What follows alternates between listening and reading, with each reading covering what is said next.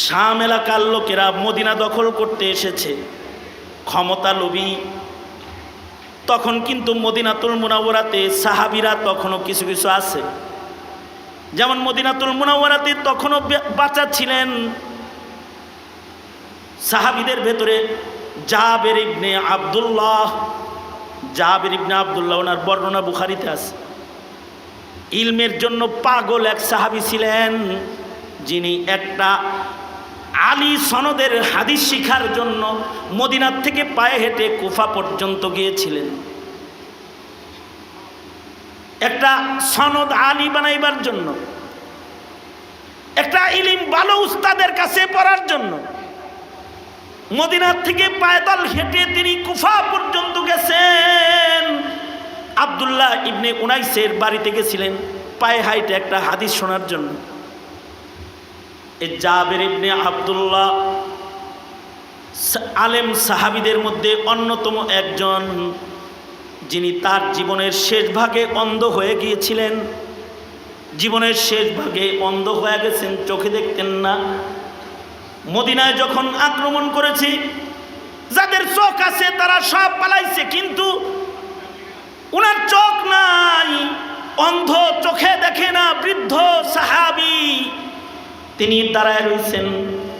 ক্ষমতা লোভী যারা মদিনায় আক্রমণ করেছে তারা সাহাবী টাহাবি চিনে না, যে সাহাবীর দাম বেশি এটা বোঝে না। তারা গিয়ে জাবির ইবনে আব্দুল্লাহর পিঠের মধ্যে লাথি মারছে। জাবির ইবনে আব্দুল্লাহ সাহাবী জমিনের মধ্যে গড়াগড়ি করে পড়ে গেছে, বুড়া সাহাবী পড়ে গেছে, এইভাবে আক্রমণ করেছে। ক্ষমতা লিপ্সু যারা তারা সাহাবী চিনে না, যেমন হাসিনা ক্ষমতা লিপ্সু, আলেম চিনে না, শাইখুল হাদিস চিনে না, মুফতি চিনে না, মুহাদ্দিস চিনে না, মুফাসসির চিনে না, ভালো মানুষ চিনে না।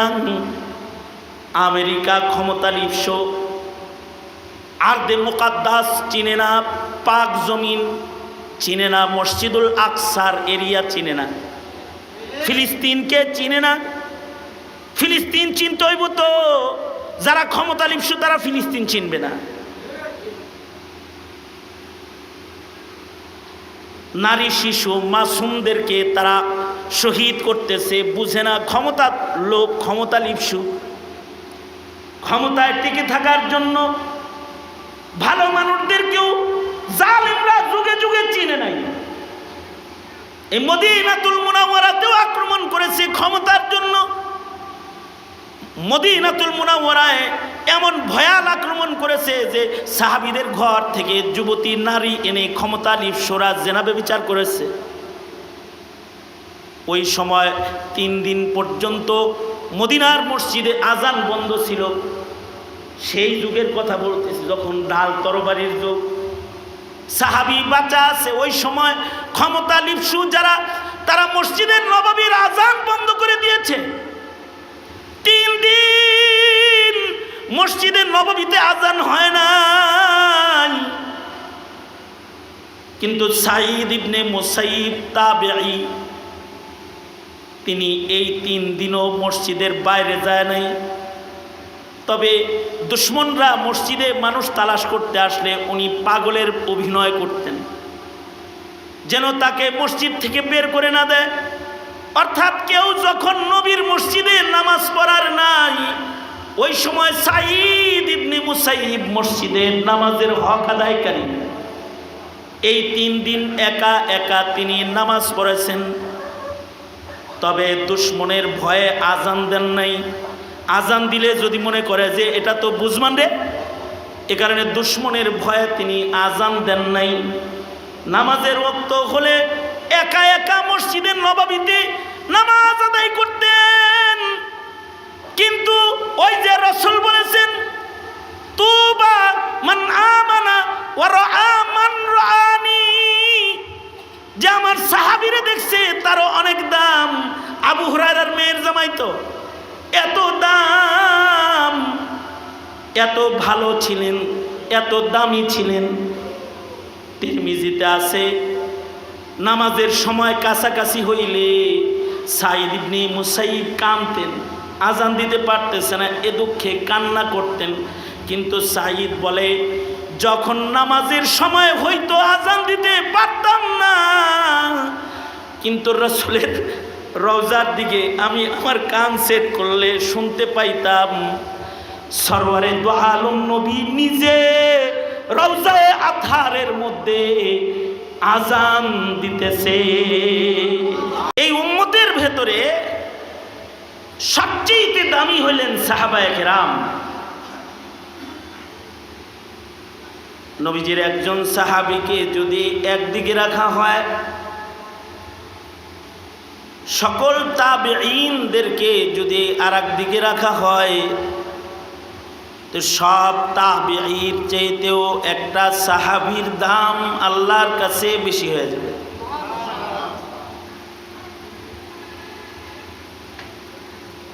والسابقون السابقون أولئك المقربون। যারা পূর্বের তারা আল্লাহ পাকের নৈকট্যশীল বেশি, তাদের সাথে আল্লাহর সাথে সম্পর্ক বেশি, আর আমাদের সাথে দুনিয়ার সাথে সম্পর্ক বেশি। তাদের খালেকের সাথে সম্পর্ক বেশি, আর আমাদের মাখলুকের সাথে সম্পর্ক বেশি। এ কারণে তাদের দাম পরের মানুষের চেয়ে আগের মানুষের দাম বেশি। আল্লাহর রাসূল সাল্লাল্লাহু আলাইহি ওয়াসাল্লাম বলেন, খায়রুল কুরুনি কারনি সুম্মাল্লাযীনা ইয়ালুনাহুম সুম্মাল্লাযীনা ইয়ালুনাহুম। আল্লাহর রাসূল বলেন, সবচেয়ে ভালো জমানা হলো আমার জমানা, যারা আমাকে দেখলো, এরপরে হলো তাদের যারা দেখলো, যারা আমারে দেখছে তাদের জমানা, এরপরে তাবেঈনদেরকে যারা দেখছে, অর্থাৎ তাবেঈনদের জমানা। জমানায়ে নবুয়ত থেকে যত দূরে যাচ্ছি তত মানুষের দাম কমতেছে, যত জমানায়ে নবুয়ত থেকে দূরে যাইতেছি আল্লাহর কাছে পছন্দের মানুষের সংখ্যা তত কমতেছে। যত কিয়ামতের কাছাকাছি যাইতেছে তত আমাদের মূল্য নষ্ট হয়ে যাইতেছে। তাদের মূল্য বেশি ছিল, কারণ কি? নবীজির সান্নিধ্যের কারণে তাদের ঈমান, তাদের তাকওয়া আমাদের চাইতে কোটি কোটি গুণ বেশি ভালো ছিল। সুবহানাল্লাহ বলেন। তাদের তাকওয়ার সাথে আমাদের তাকওয়া ওজন করা সম্ভব না।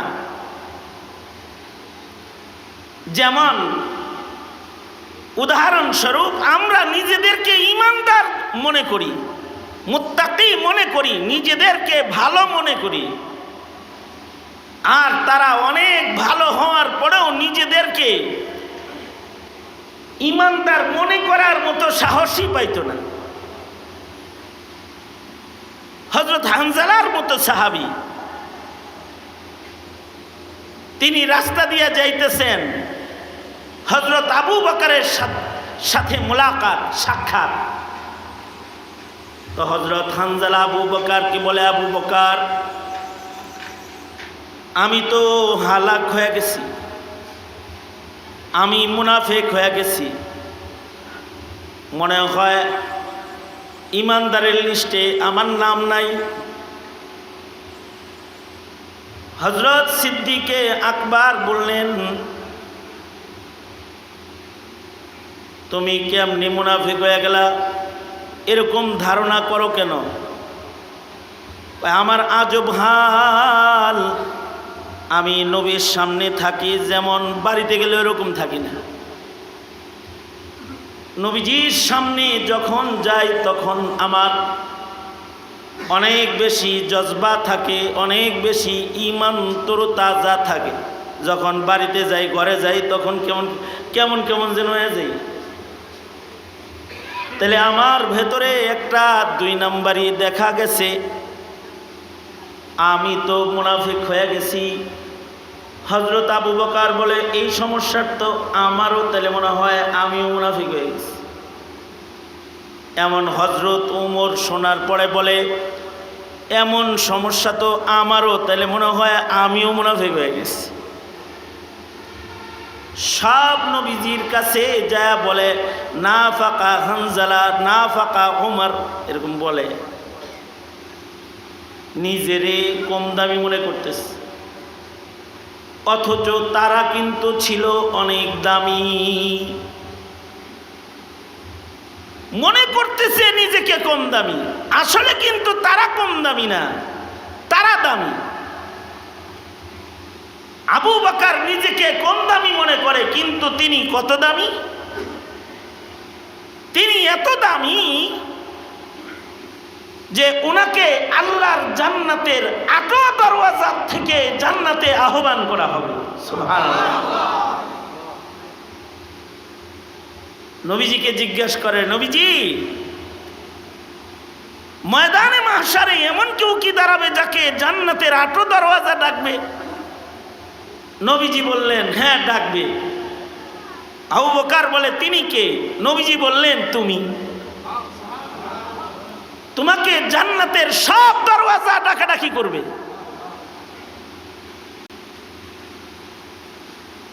আর উমরের দাম কেমন? আল্লাহর রাসূল নিজেই বলেন, নবীজি বলেন, লাউ কানা বাদি নবিয়্যুন লাকানা উমর, আমার উমরের দাম তো এত যে আমার পরে যদি কাউকে নবুয়ত দেওয়া হতো তাহলে উমরকে আল্লাহর নবী বানাইতো। আল্লাহ পাকের নিজাম হলো, এক নবী দুনিয়ার থেকে চলে গেলে আরেকজনকে আল্লাহ নবুয়ত দান করে। যেমন হযরত ইমরান আলাইহিস সালাতু ওয়াস সালাম ইন্তেকাল করছেন, চলে গেছেন, তো আল্লাহ তাআলা ইমরান আলাইহিস সালামের সাহাবীর ভেতর থেকে হযরত জাকারিয়া আলাইহিস সালামকে নবুয়ত দান করেছেন।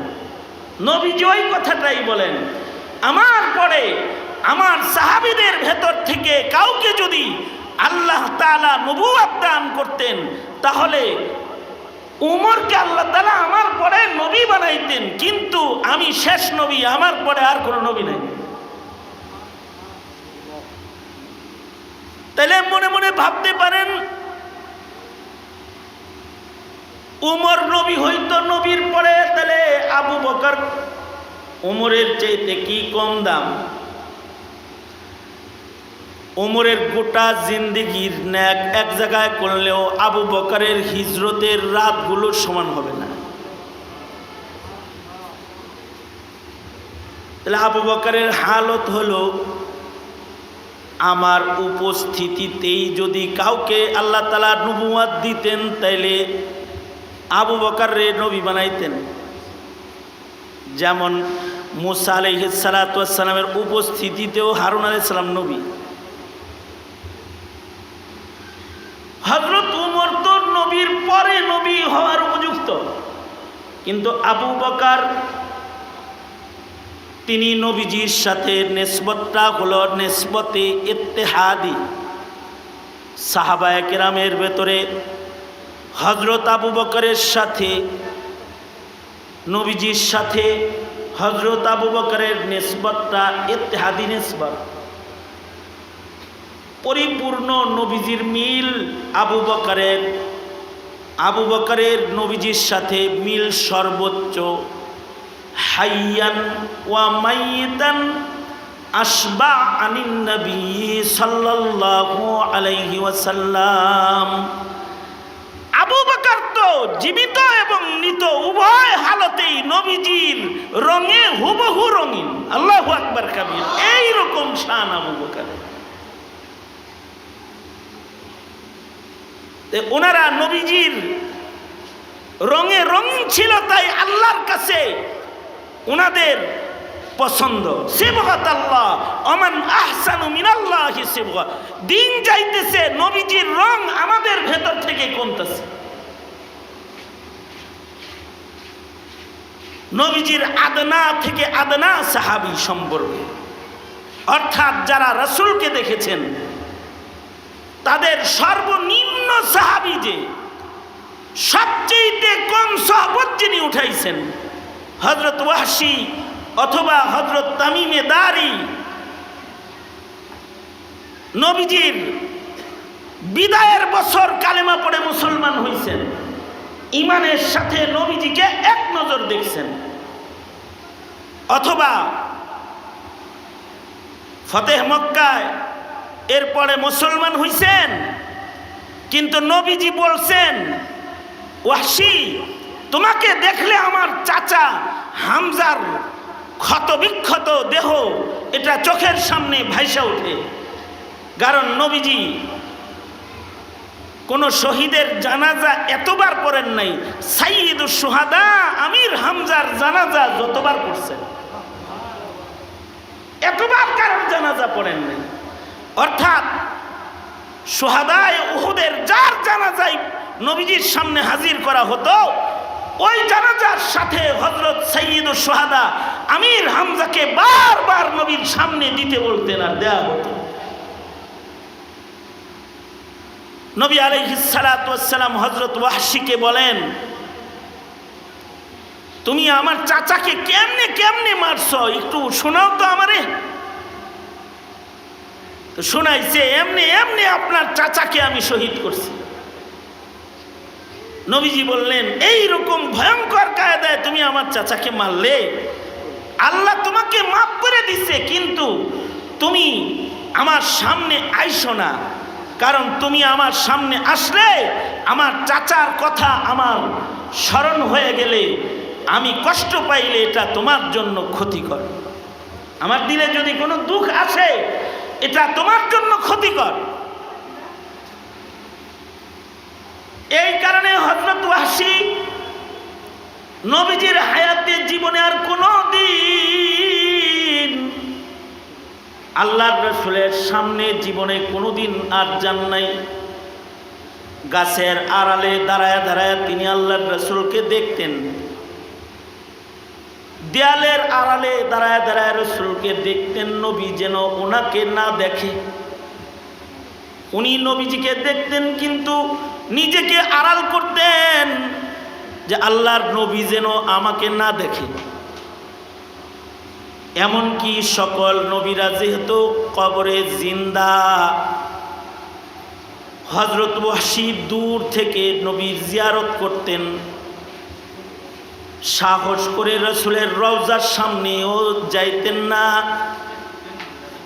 কারণ ওনার দিলের ভেতরে ভয়, না জানি রওজার সামনে গেলে আবার হায়াতুন নবী কষ্ট পায়।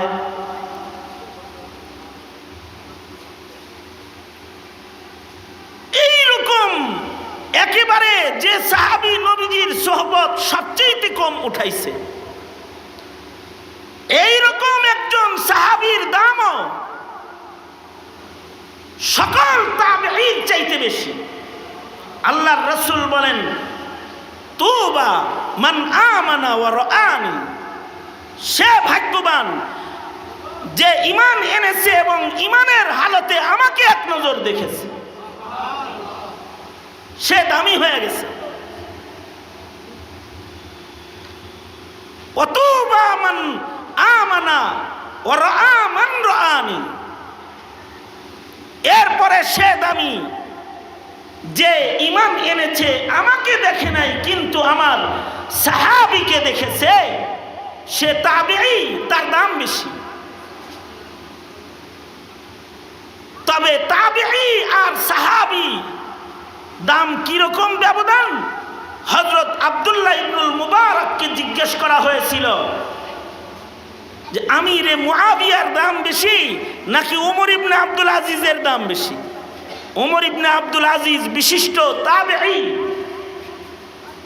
সাইয়্যিদুত তাবেঈনদের অন্যতম একজন, যারা সাইয়্যিদ তাবেঈদের ভেতরে তাদের ভেতরে একজন, যার আমলে বাঘ আর ছাগল এক ঘাটে পানি পান করেছে। আল্লাহু আকবার কাবীরা। এখন তো জুলুমের দুনিয়া। আর ওমর ইবনে আব্দুল আজিজের জমানা ছিল বাঘ ছাগলের উপরে আক্রমণ করে নাই, এমন জমানা যে বাঘ ছাগলের উপরে আক্রমণ করে নাই। আর এখন মুসলিম নারী শিশুর উপরে অত্যাচার চলছে ফিলিস্তিনের মাঠে। গাজার মুসলমানদের উপরে ভয়াল নির্যাতন করতেছে কাফের বেঈমানেরা। আর ওমর ইবনে আব্দুল আজিজের জমানায় বাঘ ছাগলের উপরে আক্রমণ করে নাই, ওটা একটা আলাদা জমানা। ওমর ইবনে আব্দুল আজিজ রহমতুল্লাহি আলাইহি ওনার সাদাকাত,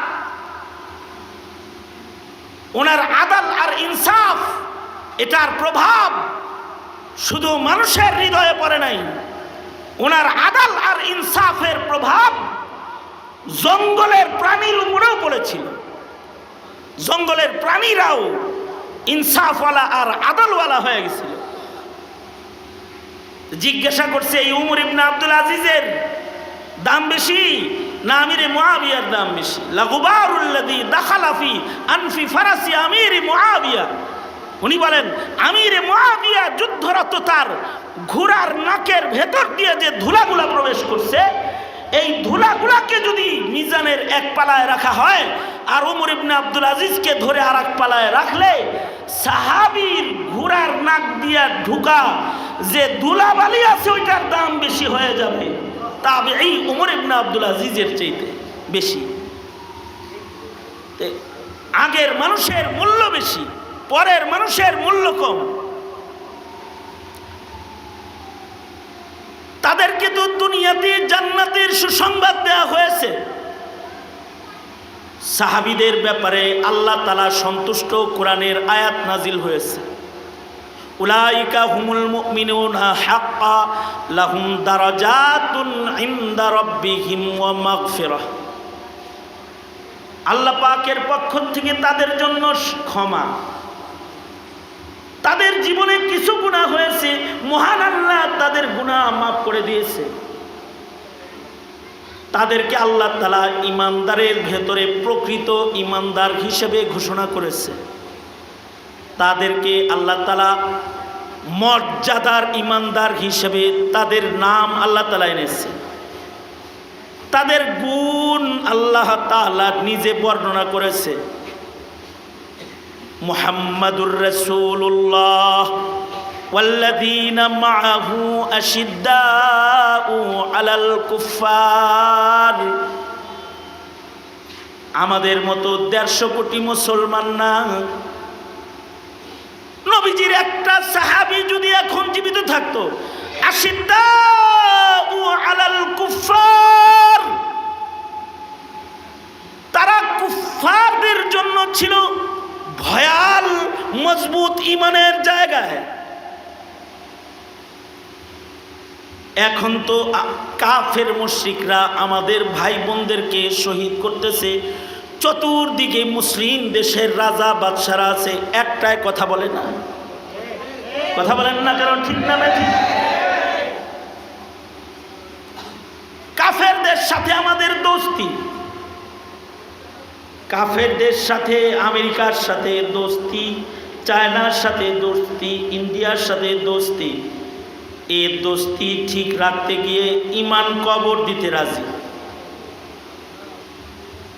এই হলো এখনকার মুসলমানের হাল। কিন্তু তারা হলো আশিদ্দাউ আলাল কুফফার, আশিদ্দাউ আলাল কুফফার রুহামাউ বাইনাহুম। আর আমরা হলো কাফেরদের সাথে আমরা রহমের আচরণকারী, আর নিজেরা আমরা শক্ত। তারা ছিল আশিদ্দাউ আলাল কুফফার রুহামাউ বাইনাহুম, কাফেরদের জন্য ছিল তারা দুর্বার, কিন্তু নিজেরা ছিল শির ও শক্কর, চিনি আর দুধের মতো মিলে যেত। আর আমাদের ঐক্য নাই, আমরা মিলতে পারি না। আমরা নিজেরা যতটা শক্ত, কাফেরের সাথে অতটা শক্ত না। নাস্তিক, মুরতাদ, বেঈমান, মুশরিকের সাথে আমরা শক্ত না। নিজেরা যতটা শক্ত আমরা,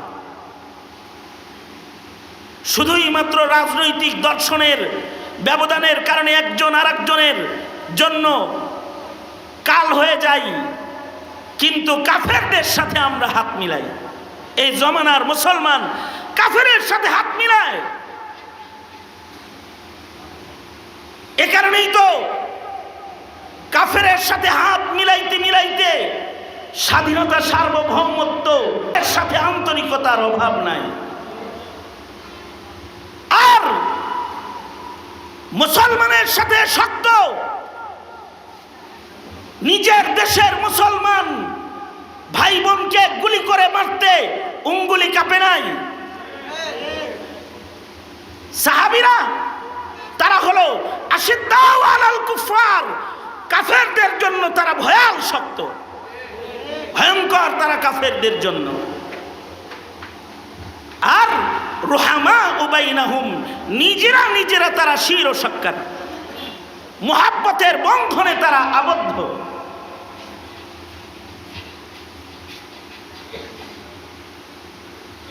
জাতি ইতিহাস না পড়ার কারণে, ইসলাম মুসলমানদের ইতিহাস এই জাতি না পড়ার কারণে তারা মনে করে কি, আরে সাহাবীরা নিজেরা মারামারি করছে। দেখো না, উমর রে মারছে উসমানের দলে, আর উসমান রে মারছে আলীর দলে, আলী রে মারছে মুআবিয়ার দলে। এগুলা সমালোচনা করে, নাউযুবিল্লাহ বলেন, সমালোচনা এগুলো না। তারা তো একে অপরে ছিলেন শির ও সাক্কার। ক্ষমতার জন্য তারা একে অপরের উপরে আক্রমণকারী না। তবে তাদের মাঝখানে, দুই দলের মাঝখানে একদল মুনাফিক কাজ করেছে, যে মুনাফিকগুলা মুসলমানদের অস্তিত্বের দুশমন, মুসলমানদের ইমানি চেতনার দুশমন।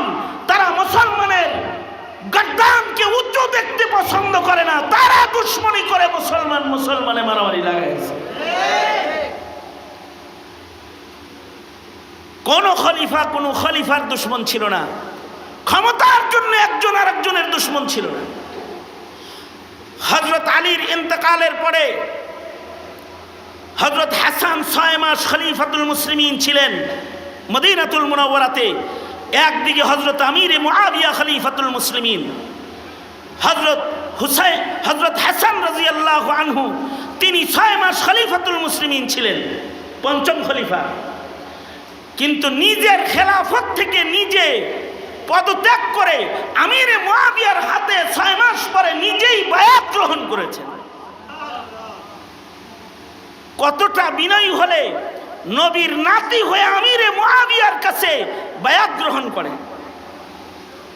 হযরত হাসান মদিনাতুল মুনাওয়ারা থেকে গেলেন কুফায়, ওনার সাথে মদিনার বিশাল বড় বাহিনী।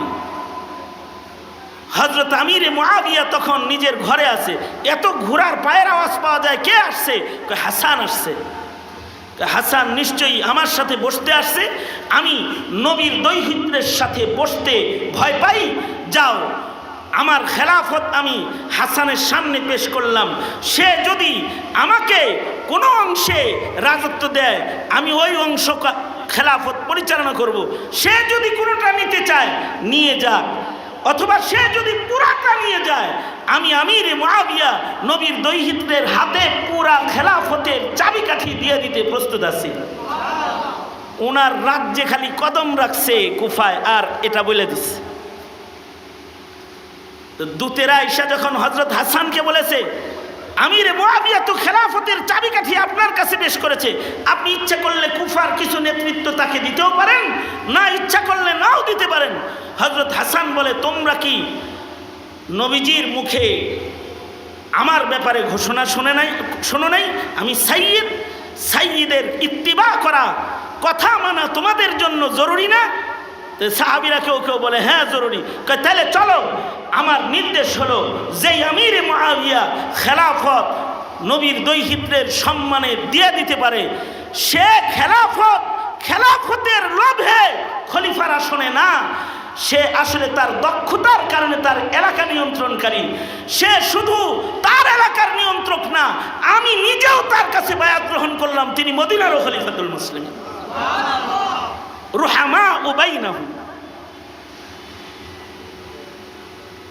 তাদের ভিতরে একে অপরে মুহাব্বত বেশি, তবে কাফেরের জন্য তারা বড় শক্ত। তাদের ভেতরে ইবাদত বেশি। তারাহুম রুকআন সুজদান ইয়াবতাগুনা ফাদলাম মিনাল্লাহি ওয়া রিদওয়ানা সীমাহুম ফি ওয়ুজুহিহিম মিন আসারিস সুজুদ। আল্লাহ তাআলা নিজে সাহাবীদের বর্ণনা করেন যে আমার নবীর সাথী সাহাবায়ে কেরাম, দুনিয়াবাসী তোমরা যদি তাদের দেখো, দেখবা তারা রুকুতে আছে, সেজদায় আছে, তাদের ভেতরে ইবাদত বেশি। তাদের চেহারার দিকে যদি তাকাও, দেখবা সীমাহুম ফি উজুহিহিম মিন আসারিস সুজুদ, তাদের চেহারার ভেতরে সেজদার দাগ আছে। সাহাবায়ে কেরামের শান কুরআনে আল্লাহ নিজে বর্ণনা করে তাদের ইবাদতের গুণগান গায়, কারণ তারা লজ্জতে ইবাদতে ধনী ছিলেন, সারা রাত নামাজ পড়তেন, সারা বছর রোজা রাখতেন। আর আমরা রোজার মাসে রোজা রাখছি, এখন রোজা নাই। আমরা রোজার মাসে তারাবি পড়েছি, শাওয়ালে আমাদের ফরজ নামাজ নাই। আর তারা হলো তাদের ইবাদতের ভেতরে কোনো ভাটা নাই, তাদের ইবাদতের মধ্যে কখনো ভাটা পড়তো না। আরে সাহাবায়ে কেরামের ইবাদত তো অনেক দূরের কথা। ওই যে তুবা মান আমানা ওয়া রাআ মান রাআনি, সাহাবীকে যারা দেখছে তাদের ইবাদত অতুলনীয় ছিল। যেমন আমিরে মুআবিয়া, ওনাকে যারা দেখেছে, অথবা হযরত আনাসকে যে দেখেছে, হযরত আবু হুরায়রাকে যে দেখেছে, অথবা হযরত উমরকে যে দেখেছে, অথবা আদনা সাহাবীকে যে দেখেছে, তাবেঈ হয়েছে, তাবেঈর ইবাদতের পাওয়ার আলাদা ছিল। যেমন ইমামে আজম আবু হানিফা রাআ আনাসান, হযরত আনাসকে দেখেছেন, ইবাদতের পাওয়ার কি, যে 2 রাকাত নামাজে 1 খতম কোরআন শরীফ পড়তেন। আমাদের তো সারা বছরে 5 পৃষ্ঠা কোরআন শরীফ পড়ে না, সারা বছরে হাফিজুল কোরআন হওয়ার পরেও খতম হয় না অনেক সময়। আর তারা প্রতি রাতে 2 রাকাত নামাজে 1 খতম কোরআন শরীফ পড়েছেন। ইবাদতের পাওয়ার। তাবেঈদের ইবাদতের পাওয়ারও অনেক আলিশান। যেমন সাঈদ ইবনে মুসাইয়িব, তাবেঈদের সরদার তাবেঈ সাঈদ ইবনে মুসাইয়িব, হযরত আবু হুরায়রা রাদিয়াল্লাহু আনহুর মেয়ের জামাতা সাঈদ ইবনে মুসাইয়িব, হযরত আবু হুরায়রার মেয়ের জামাই। উনার ইবাদতের হালত কি? উনার ইবাদতের হালত হলো উনি সুদীর্ঘ 40 বছর, সুবহানাল্লাহ বলার লেগে রেডি হয়ে বহেন। কথাটা আমি কইলে একটু মুখটা খুইলেন, বুবার মতো বয়ে দেন না, সুবহানাল্লাহ বলেন। উনার ইবাদতের হালত হইল উনি সুদীর্ঘ 40 বছর আজান দেওয়ার আগে মসজিদে যেয়ে বসে থাকছেন। 40 বছর। কয় বেলা? 1 বেলা, 1 বেলা, 5 বেলা।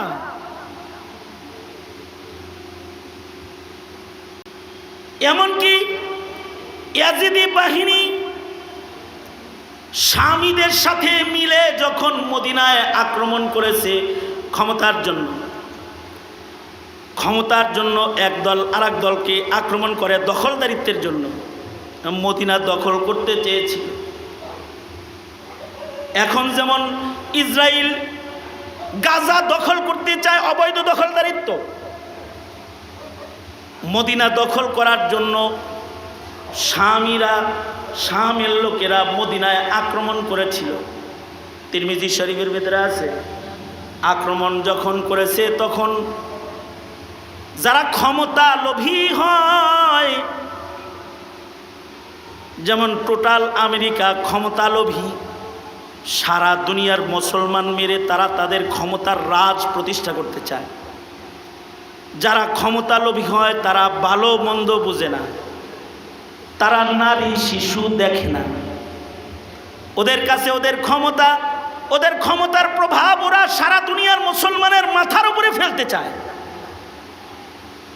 ওরা ভালো মানুষ চিনে না, যারা ক্ষমতা লোভী হয় তারা ভালো মানুষ চিনে না।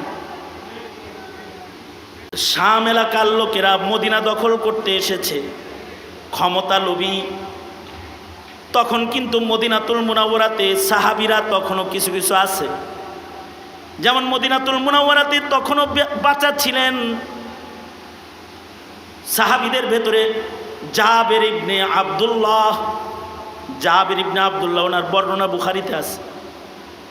ইলমের জন্য পাগল এক সাহাবী ছিলেন, যিনি একটা আলী সনদের হাদিস শিখার জন্য মদিনার থেকে পায়ে হেঁটে কুফা পর্যন্ত গিয়েছিলেন, একটা সনদ আলী বানাইবার জন্য, একটা ইলম ভালো উস্তাদের কাছে পড়ার জন্য। মদিনার থেকে পায়দল হেঁটে তিনি কুফা পর্যন্ত গেছেন। আব্দুল্লাহ ইবনে উনাইসের বাড়িতে গেছিলেন পায়ে হাইটে একটা হাদিস শোনার জন্য। এই জাবের ইবনে আব্দুল্লাহ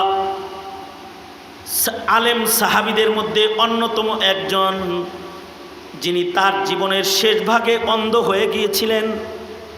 জীবনের শেষ ভাগে অন্ধ হয়ে গেছেন, চোখে দেখতেন না। মদিনায় যখন আক্রমণ করেছে, যাদের চোখ আছে তারা সব পালাইছে, কিন্তু উনার চোখ নাই, অন্ধ, চোখে দেখে না, বৃদ্ধ সাহাবী তিনি দাঁড়ায় রয়েছেন।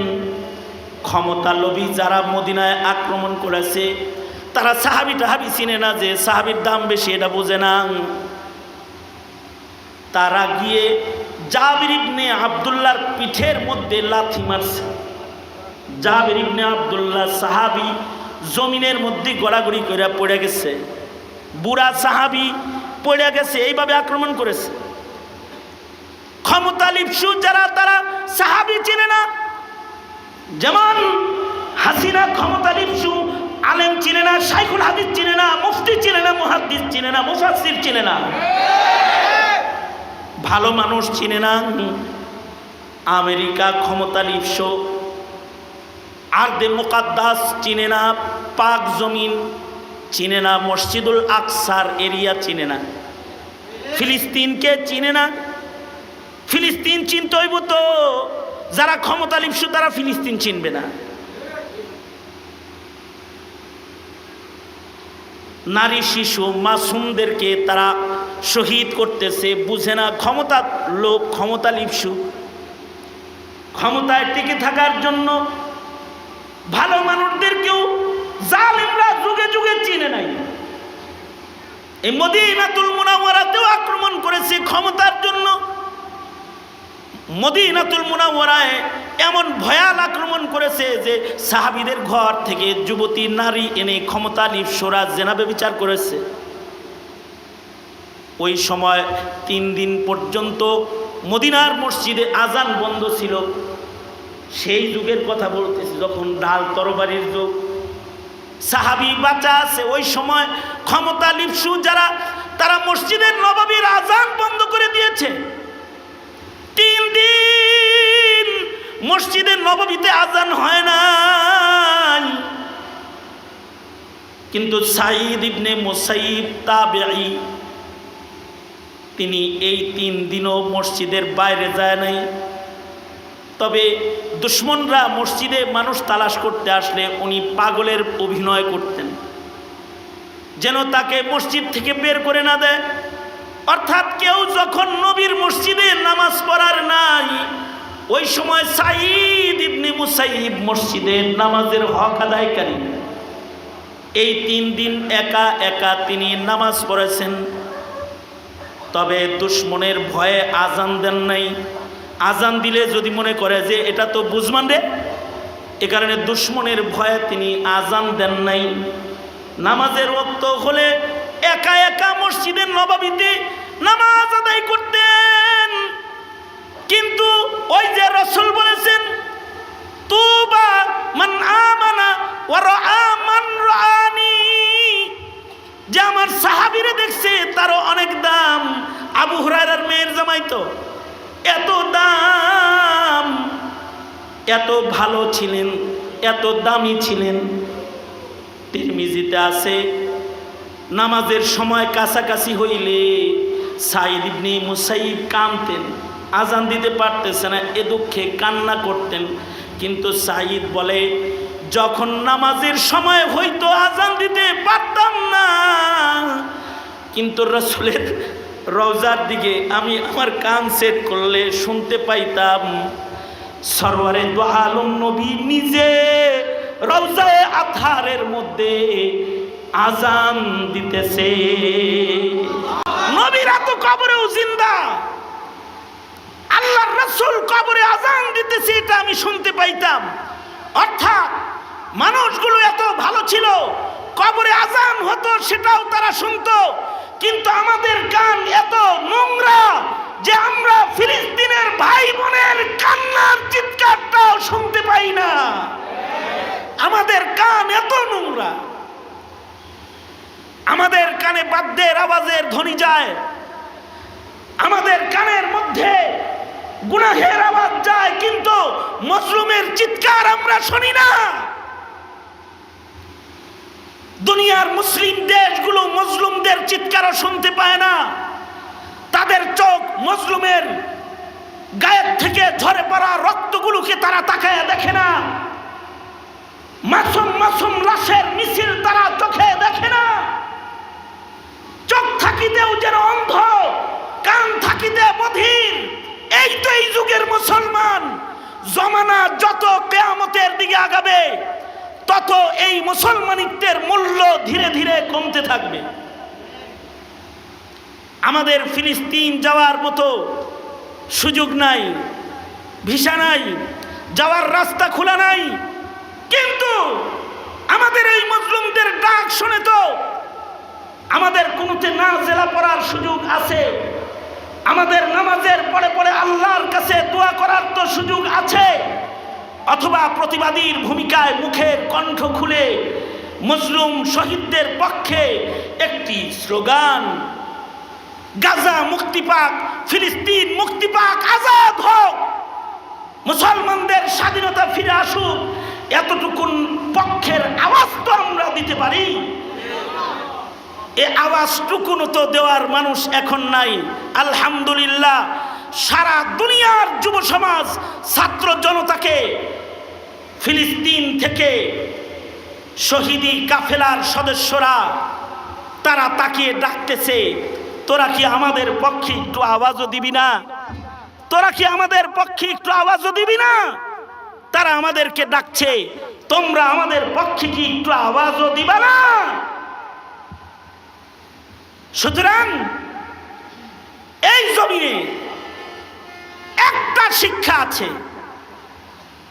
এই জমিনের উপরে একটা শিক্ষা আছে, যে শিক্ষার মাধ্যমে নতুন যুগে পুরান যুগের রঙের মানুষ পয়দা করা হয়। একটা মাত্র শিক্ষা আছে, সেটা হলো কওমি মাদ্রাসার ইলমে দ্বীনের শিক্ষা।